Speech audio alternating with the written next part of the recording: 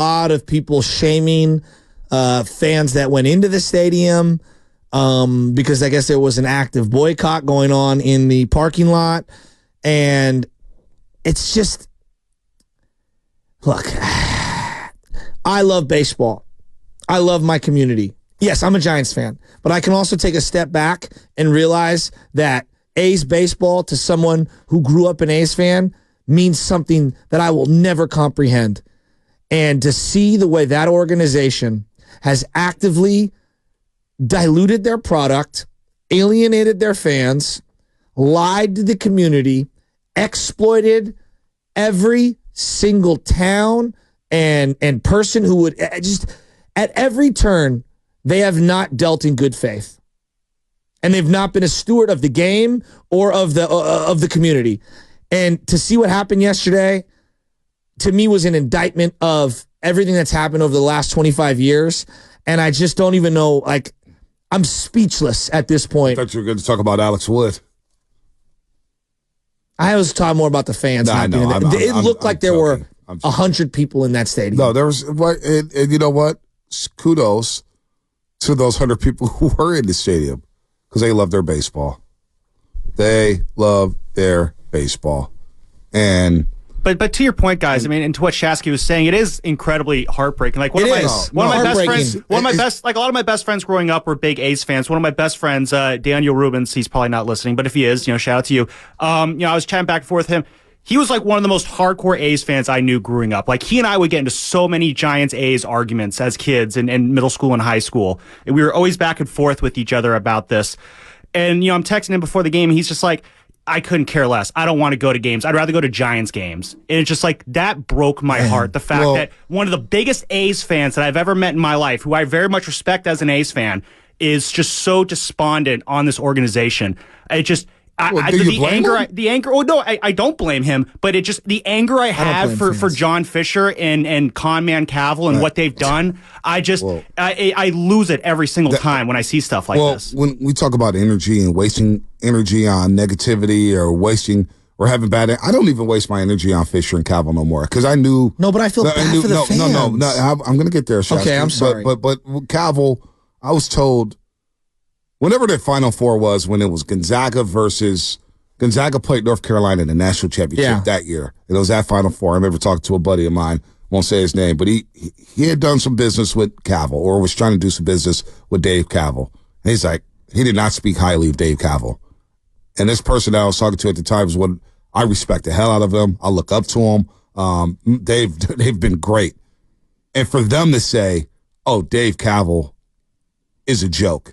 And then you fast forward to 7-8 years later, and when we had Kaval on, and he basically didn't answer any questions. I asked about John Fisher. He started talking about ticket sales. It's like, well, okay, I see what's going on here. And so when it comes to the fans, I grew up this station was an A station. Mm-hmm. We were the flagship of the Oakland A's. And they would preempt our afternoon show basically every week. And I go to a lot of A's games during the day. The matinee special, the businessman special, right, is what they call it. You get off work, you go to a game at 12:45, get out there, no traffic. And I had a lot of fun at those games. I had a lot of fun watching American League Baseball. I had a lot of fun getting to know A's fans. And that is as passionate of the fan base as we have in baseball. I think at times they're more passionate to Giant fans. I agree. I look at my own Giant fandom. And I know Giants fans are bandwagon fans. I know who the real ones are. A's fans are loyal, diehard. They play that crummy stadium. They got the drums out there. They're sharp. And you know what?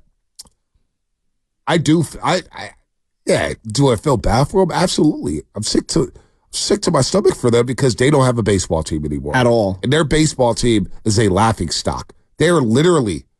They're not even a major. Like we joke about the Major League movie, the older whatever. Oh, they're worse. This is worse than that. 100%. This is 100 times worse than that.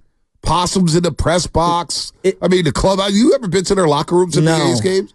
I mean, they're holding pressers in the weight room. To your point about like what you came into, like when you got to this station, they were still with the A's. Yep. Yeah. When I got to this station, I was doing post-game shows with Chris Townsend at the time, who was the post-game, pre- and post-game radio host. Yep. I mean, Joe, were you on those shows with us, Joey Spadoni?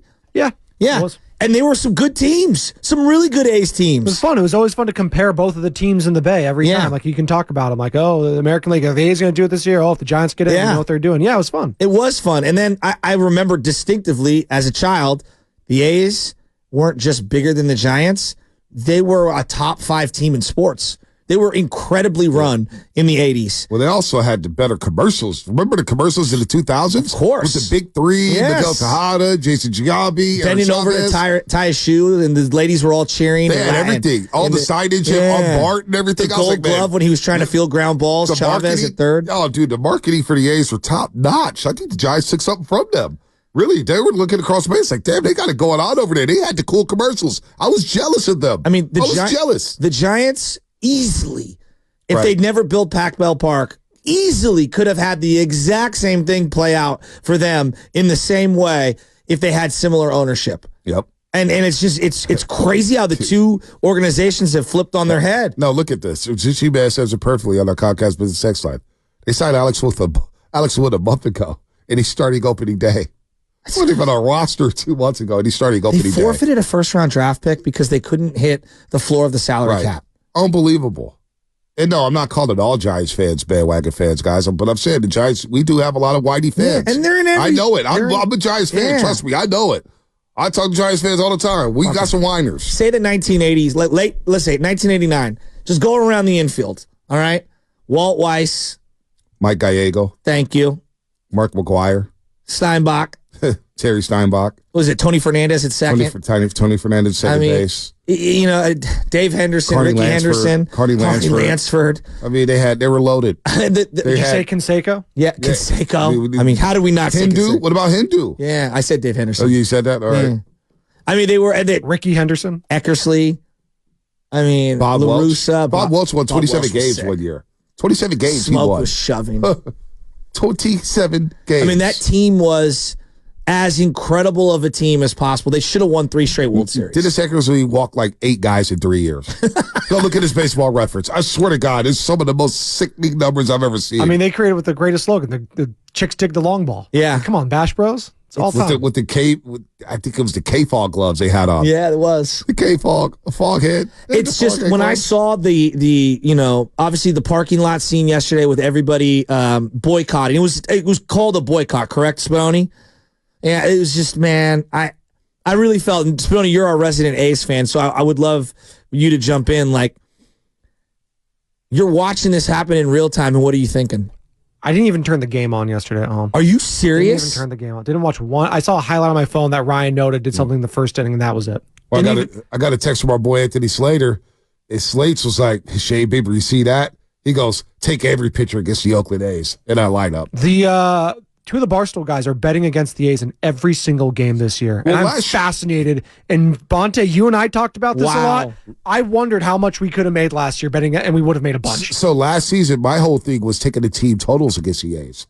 Take a team to score 5 runs. And I remember one time I bet heavy against the A's, and the Rangers scored 4 runs in the first inning, and their over-under was 4.5. They didn't score the rest of the game. I watched the entire. I was like, "Are you kidding me?" The one game I bet against the A's and the team total, but that was a trend I was following, and the team total started going up because the A's were giving up runs at a historical rate. Honest to God, is this the worst run organization?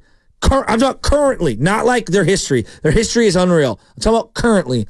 Is this the worst run organization in the big 3 pro sports? Oh, that's not even close right Who now. even comes close? The Clippers used to be that organization. The Clippers are not. They're not anymore. Not even. The Warriors and the Clippers were.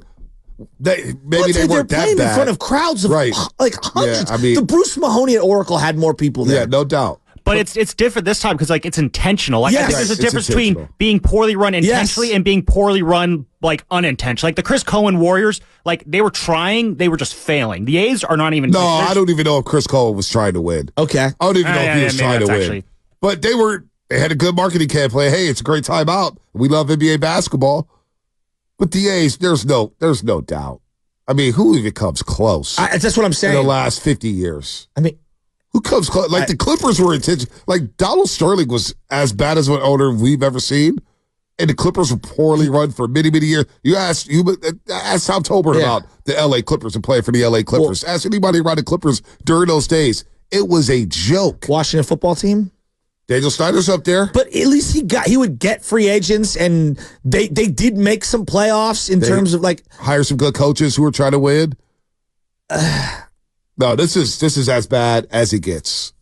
This is as bad as it gets. And we're not going to talk a lot of A's throughout the year, and I just wanted to bring it up because I thought that seeing, you know how much I love baseball in this community. I know how much you do. I know Spadoni's an A's fan, and I know Sam has been campaigning this.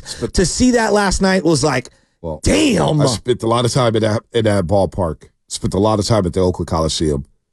It is sad. I took Chaz, Big Dog City night. We took our daughters to go see Disney on Ice about a month ago at the Oakland Coliseum in Oracle Arena. You just look to see what's around there and how they're just letting that stadium rot.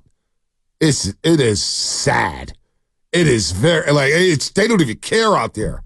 It's just the parking lot's decrepit, the turnstiles, the concourse. It's just they've made no improvements at all whatsoever. All right.